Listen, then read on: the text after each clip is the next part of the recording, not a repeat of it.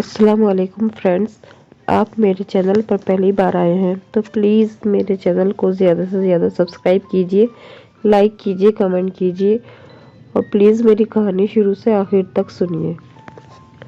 कई खौफनाक हवेलियाँ, भूतिया हवेलियों के किस्से अब तक आपने सुने होंगे, मगर एक ऐसी कोई हवेली नहीं जहाँ कोई रहता हो। इसलिए दास्तान कितनी सच और कितनी झूठ, ये शक हमेशा बना रहता है। मगर आज जिस हवेली की कहानी मैं आपको सुनाने जा रही हूँ, वहाँ एक परिवार रहता है और साथ में रहती है रम्या, जिसे मरे 200 साल का वक्त गुजर चुका है।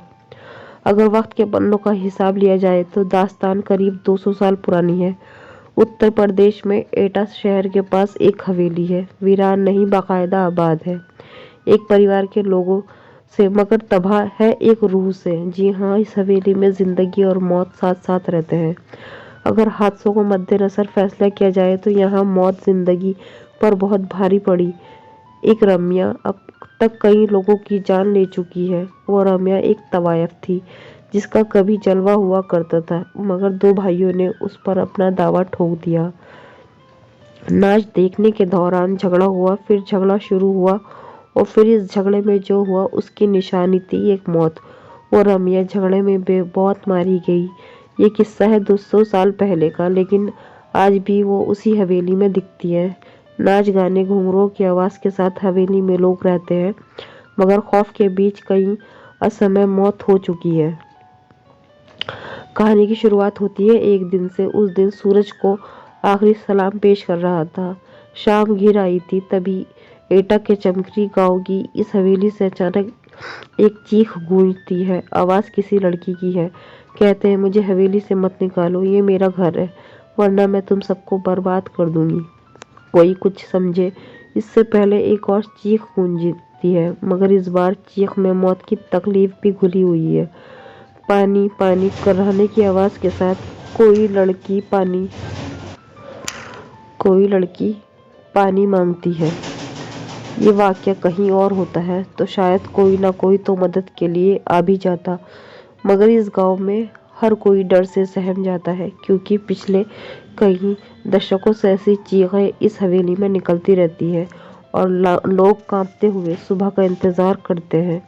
इस हवेली के मालिक सत्येंद्र तोमर कहते हैं कि यहाँ पहले सब ठीक था, लेकिन धीरे धीरे ये दिक्कतें बढ़ती ही गई। यहाँ घुंघरूओं की आवाज़ सुनाई देती थी, नाचने की आवाज़ें, इस तरह प्रॉब्लम क्रिएट होती रहती है। तांत्रिकों को बुलाया गया। कभी कभी आवाज़ें आती है, आपको घर छोड़कर जाना पड़ेगा, ये घर मेरा है। इस तरह से हम लोग को डर लगने लगा। हम लोग खौफ के साए में जीने लगे। लेकिन सवाल ये था कि आखिर कौन है ये लड़की, इसका इस घर से क्या रिश्ता है? क्यों दिन ढलते ही इस हवेली के पास से होकर गुजरने वाले रास्तों पर कब्रिस्तान सा सन्नाटा पसर जाता है और एक अजीब अनमनी सी लड़की इस हवेली में भटकती दिखाई देती है। कभी झरोके से झांकती तो कभी हवेली की छत से टकटकी लगाए दूर किसी मुसाफिर का इंतजार करती जिसने उसे गौर से देखा है। बताते हैं, उसकी नज़रें बर्छी की तरह कलेजे को चीरती सी लगती है, मगर कभी इन्हीं नज़रों के दीवाने थे लोग।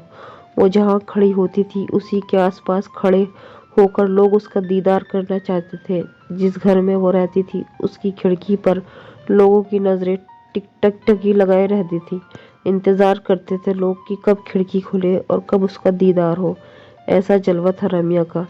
इस हवेली के आसपास रहने वाले बुजुर्ग बताते हैं कि इस हवेली में एक खूबसूरत सी लड़की निकलती थी, जिसे वो जब पकड़ने की कोशिश करते तो वो बिल्ली बन जाती थी। आज इस कोठी में जिंदगी और मौत दोनों का बसेरा है। दूसरी हवेलियों की तरह ये खाली नहीं है।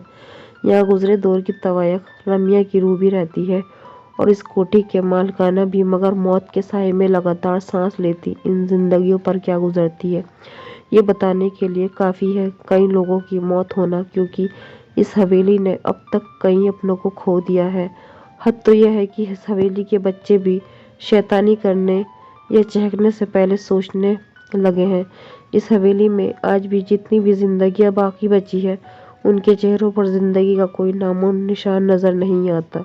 एक खूबसूरत मगर खौफनाक चेहरा उन्हें लगातार नजर आता है, एकटक घूरता हुआ। शायद ये पूछता है कि इतने लोगों की मौत के बाद भी क्या हिम्मत बाकी है यहाँ रहने की। मगर रम्या आखिर क्यों इंतकाम की आग में झुलस रही है? क्यों उसे मासूम बच्चों पर भी तरस नहीं आता? क्या हुआ था उसके साथ?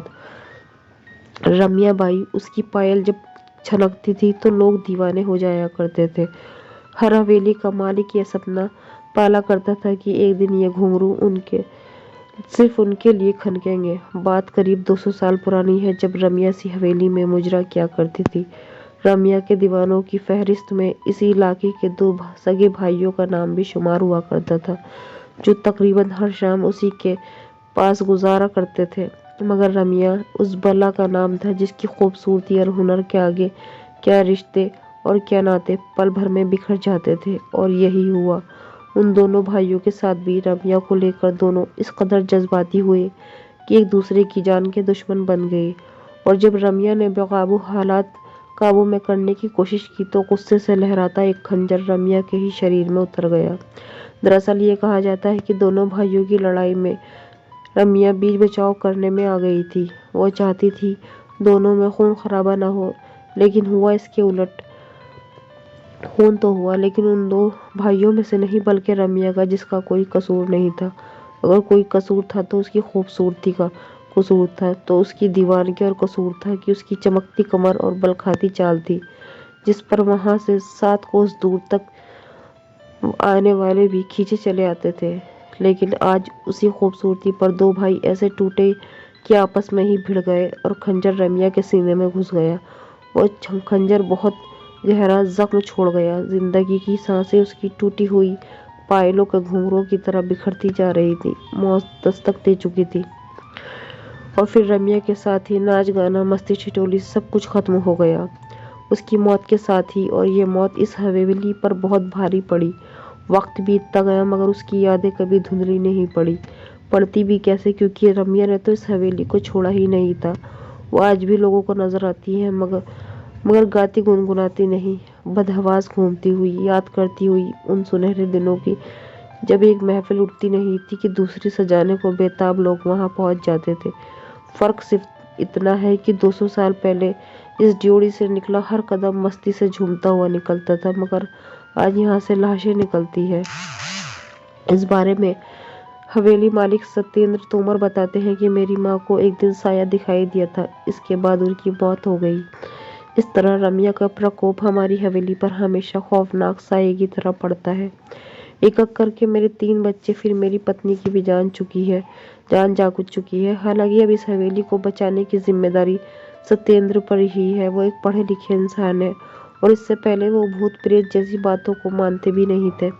मगर आज जब वो अपने परिवार पर नजर दौड़ाते हैं तो हर रिश्ता अधूरा नजर आता है। वो जिंदा है मगर पत्नी नहीं रही, कोई बच्चा जिंदा है तो माँ मर चुकी है, भाभी है मगर भाई जान गंवा चुका है। कहते हैं कि तोमर परिवार से पहले इस हवेली में गुप्ता परिवार रहा करता था। लगातार हुई मौतों ने गुप्ता परिवार को इतना तोड़ दिया कि उन्होंने कौड़ियों के दाम ये हवेली बेच दी। खरीदारी तोमर परिवार ने की और खरीदते ही बच्चे बूढ़े जवान एक एक करके 8 लोगों की मौत के मुंह में समा गए। फिर सहारा लिया पूजा पाठ का। नतीजा इस बार उनकी जान गई जिसने पूजा कराई।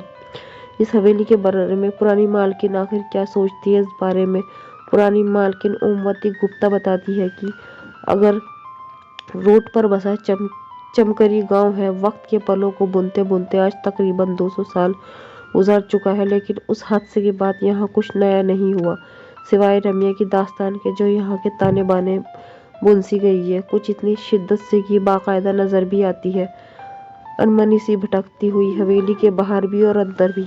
नतीजन इसके मालिकान इसे बेच देना ही बेहतर समझते रहे हैं। यही वजह है कि आज इस हवेली में किसी के चेहरे पर रौनक नजर नहीं आती। बच्चे गुमसुम से रहते हैं, बड़े जैसे बस जिंदा हो। घर घर सा नहीं लगता और लोग भी कैसे, क्योंकि घर ने उन्हें कभी अपनाया ही नहीं, अलबत्ता छीना जरूर उनके तमाम अपनों को अचानक। रम्या का सच क्या है हम नहीं कह सकते। हाँ, इतना जरूर कहते हैं कि यहाँ रहने वाले दोनों परिवारों में बेहिसाब बेवजह मौतें हुई। अगर ये सब कुछ इत्तेफाक है तो यकीनन बहुत खौफनाक इत्तेफाक है, शायद रम्या के खौफ से कहीं ज़्यादा खौफनाक। फ्रेंड्स, आपको मेरी ये जानकारी, ये कहानी पसंद आई है तो प्लीज़ मेरे चैनल को ज़्यादा से ज़्यादा सब्सक्राइब कीजिए, लाइक कीजिए, कमेंट कीजिए और मेरी कहानी शुरू से आखिर तक सुनने के लिए आपका बहुत बहुत शुक्रिया। अल्लाह हाफिज़।